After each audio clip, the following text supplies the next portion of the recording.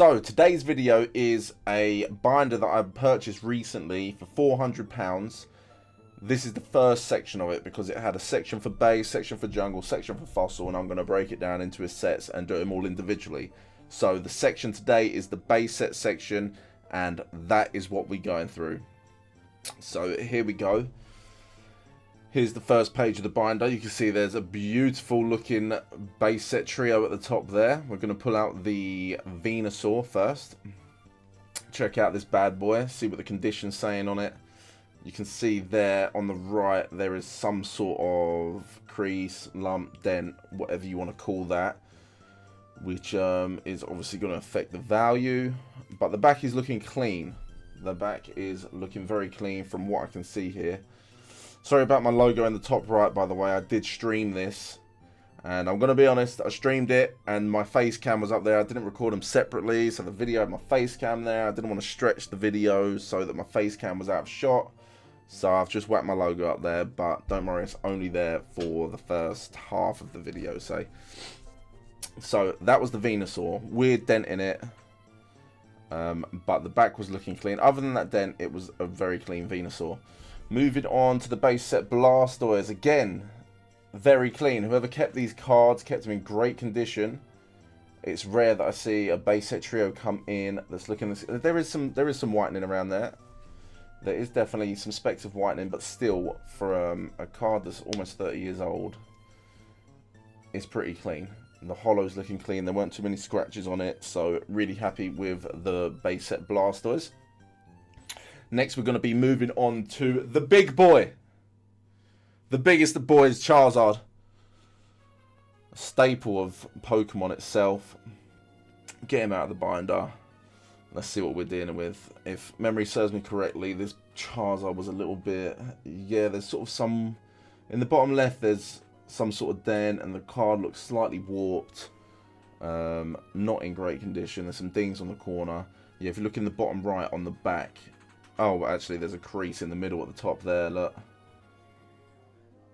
Which, unfortunately, is going to affect the value for this Charizard. But, again, it's a base set Charizard. It was the card which was most popular out of the whole set. So, when we were kids, if you pulled the base set Charizard, you were running around the playground, waving it around in the air. So, I'm happy it's still in one piece. And it's not bad. Like, I've had a lot worse Charizards come through my doors, trust me. So yeah, not too bad on the Charizard there. What have we got next? It's going to be the Nidoking we're pulling out next. Old school Nidoking. Nostalgic artwork. And what was the condition like on this bad boy? Let's pop it in a sleeve. Safety first. Spin it around, please. There we go. Okay, so we're looking alright.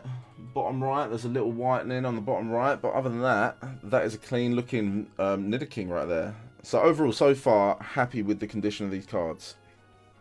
Base set is always the set which is the worst condition. Seeing as it's the oldest, it makes sense.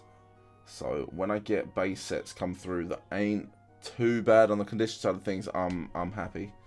That Ninetales didn't look too bad. Poliwrath coming up next. No, never a fan of Poliwrath.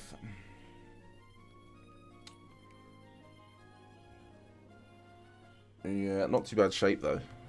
Not too bad shape. And it comes in an original Pokemon binder. The old school binder. It's the binder with the Pikachu on the Pokedex. It's the Pokedex binder. If anyone's wondering. Yeah, not looking too bad there with the Poliwrath. We've got the release of Journey Together coming up soon. Let me actually check that out. I've missed out on everything for Journey Together. Absolutely everything. I hope you guys managed to pick up some ETBs or a booster box or something, because I've fallen flat on my face with Journey Together. I'm not going to lie. I did not get a chance to pre-order. Everything's already sold out, so it's done. So it's done. Sorry, I missed out the base Alakazam there. Wasn't looking too bad. Moving on to one of the most printed cards in Pokemon history. A card that I get sent on a daily basis. The first edition Machamp. That card's broken a lot of hearts. That first edition symbol has thrown so many people off over the years. Chansey next. Super hard one to grade, and this one isn't going to grade very well. I can see some scratching on the holo. There's whitening around the back. It's a decent looking binder card though, for sure.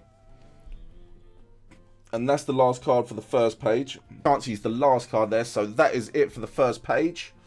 Moving on to the second page.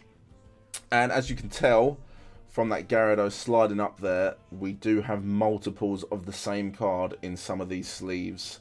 So be prepared for that. Got two Gyarados right there. This one's looking a little bit rough. I think I saw, yeah, this kind of bend in the top left on the back there. So that one's not looking too great. But if I remember correctly, the next Gyarados is actually looking hella clean. So let's get a look at this Warlock. Come on, Jay. Move it along, fella. Okay, let's check this out. Spin it. Okay, let's see. So yeah, the top is looking clean. Yeah, I mean, a couple of whitening, a couple of specks of whitening, but other than that, it's looking clean all the way around the border on the back.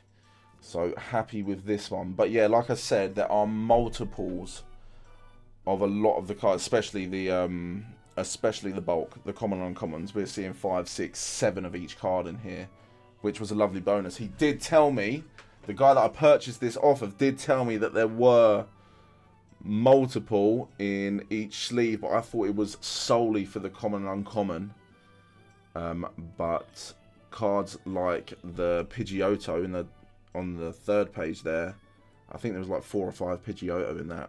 We'll see that soon. But that's always a bonus. That is always a bonus. So now that's all the holos. We finish off there with the Mewtwo. So yeah, look, as you can see, this Ivysaur, how many have we got in here? 1, 2, 3, 4. You can see the lighter one there. I don't know if you could tell, but that is actually a 4th print right there. And it's quite easy to spot out, because the 4th print cards always have a lighter paint color. So when you put it next to some unlimited cards like I just did there, you can easily spot out the 4th prints. But look, 1, 2, 3, 4, 5, 6, 7, 8, 9, 10. We got 11 Squirtles in that pouch. So that's an example of how many cards are actually in here. I'm going to speed it up now just so you're not bored, because it's very boring going through bulk. This needs to be sorted into cards that I can list singly. Oh, here comes the Pidgeotto. Look, you can see I'm struggling to get out of the packs. I'm struggling to get out of the sleeve because it was that packed. I do eventually manage to get them out. First one, there's 1, 2, 3, 4, and the last one is 5. There's 5 non-holo rare Pidgeottos there, which was a lovely touch. So yeah, as I was saying, all this bulk that I'm pulling out of this collection here will be sorted. I've changed the camera angle there. You can see now I'm starting to show you where I'm sorting into. I've got a pile for the holos, pile for the non-holo rares, because they all get listed separately on my eBay store, and then I've got a pile of bulk right there. The pile that you can see on the screen are cards that I've deemed good enough condition to sell as common and uncommon singles on my store as well. So that's what I'm doing here. I'm just going through it, checking the condition on them, deciding whether or not I'll be able to list them, because I only list cards that are either near mint or very light play as singles. So anything that I deem less than that is going as bulk or selling as bundles or something like that. So that's what you can see here. We've just finished going through the trainers now. Right at the end, there's the pile of bulk that I can list as singles, and here is what we've done with the holos. Here's the non-holo rares. I've chucked a little 4th print Pikachu in there as well. And those are the non-holo rare trainer cards. So that is the first section of this binder.